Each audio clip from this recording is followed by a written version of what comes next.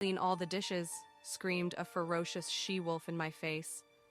I could do nothing but speed up what I was doing. My hands suffered from frostbite and were already swollen, but I couldn't even complain a word about it because that would only lead to more torture and beating. Though the Alpha and the Luna were kind to us and all pack members, it was inevitable that the higher ranks would despise and mistreat us. Who doesn't? We are just Omega. But even so, I ignore them, because what's important to me is that I live quietly until I achieve my plans. Gabriella, please place this meal on the table. Veronica, the head of the maids, gave the order to me. I approached her fast and snatched the food Veronica was holding to place it on the long table in the dining area. Gabriella, make your move quickly. Prince Javier is on his way. I just responded with a nod. I began walking towards the dining table where I would place the meal. I heard Prince Javier, the Alpha of the Bloodlust Pack's son, returned from his 3-year training to become the Pack's next Alpha. I hadn't met him yet because Prince Javier had already left for his training when I arrived at the palace as a maid. I entered the palace at the age of 18. I came from an institution where all orphan she-wolves were assigned to be maids to the higher ranks, saleslady and sweepers, while the he-wolves could choose between being a gardener or a driver, and many more.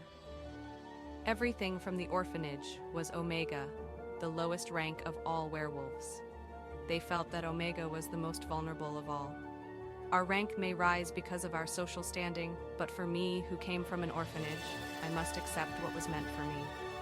The arrival of Prince Javier kept all of the servants inside the palace busy. They ensured that his transition from his 3-year training would be as easy as possible. I'd like to see Prince Javier as well, Gab, Yuri told me, one of the maids, my best friend. We can't do anything, Yuri, even if we wanted to.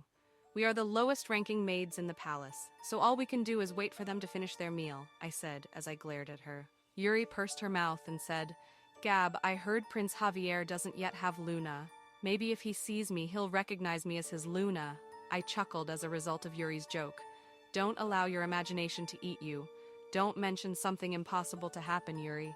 I shattered Yuri's illusion. You know what, Gab? You're so annoying. Just be here for me, please, Yuri chastised me. I tilted my head and sat down while waiting for the Alpha King family to finish dinner. Gab, I noticed a photo of Prince Javier in the room I was cleaning.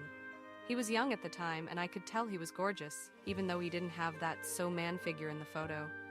Maybe he's attractive now, and his body is even more sculpted. I received information from Yuri. I turned to Yuri and said, I just wanted to remind you, Yuri, that Prince Javier is the future Alpha of the Bloodlust Pack, and we are only Omega. What if we're Omega, Gab? We don't know if the Moon Goddess will bestow Omega on Prince Javier as a Luna, Yuri objected. It's unusual for such an occasion to arise, Yuri. High ranks are reserved only for high ranks. We, Omega, are also in favor of Omega. I expressed my conviction. Believe what you want, Gab, but I still hope that the mate that the Moon Goddess will grant me is from the high ranks, Yuri surrendered. I shut my mouth and didn't say anything else. Yuri and I remained silent until our fellow maids summoned us to the dining area. Yuri and I jointly proceeded to the dining area to clear the dining table. Yuri was upset when we arrived at the dining room and saw that the entire family had left. When we finished cleaning, Veronica summoned all the maids and informed us of some important events in the palace. The maids' meeting lasted around 30 minutes as well. Except for reminders concerning Prince Javier, nothing has changed in our employment within the palace. The palace's longtime maids already know what they're going to do. But since we haven't caught up with Prince Javier, we need to know what to do now that he's arrived in the Bloodlust Pack. After the preparation, we groomed ourselves before going to our double bed to sleep. My bed was at the bottom, while Yuri's was at the top. Does your wolf not speak to you, Gab? Yuri inquired. She didn't speak to me, I answered. You told me she only talked to you when you were 18, Gab, and you're 20 now. I'm not sure. The last thing she mentioned to me was that she needed some time before speaking with me, I said. You are the only werewolf whose wolf has abandoned you. She didn't leave me. I'm sure she'll come and talk to me one of these days, I assured her. But what if she doesn't? Yuri inquired. I exhaled a sigh. I don't know. Maybe I'll be wolfless for the rest of my life, I replied sarcastically. But when I spoke, Yuri didn't complete what she wanted to say to me. Yuri, we need to rest. We need to sleep now because we have a lot to do tomorrow, I addressed Yuri. Yuri did nothing but follow my instructions, so we closed their eyes to rest. I woke up in the middle of the night due to the heat I was experiencing.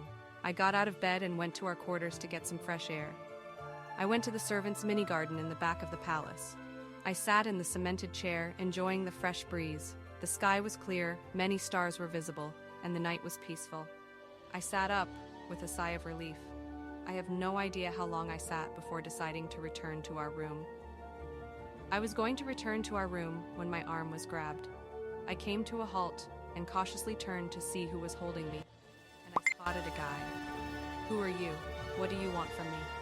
I inquired of the guy, stuttering, my entire body becoming cold while I was coldly sweating. "Mate!" exclaimed the guy.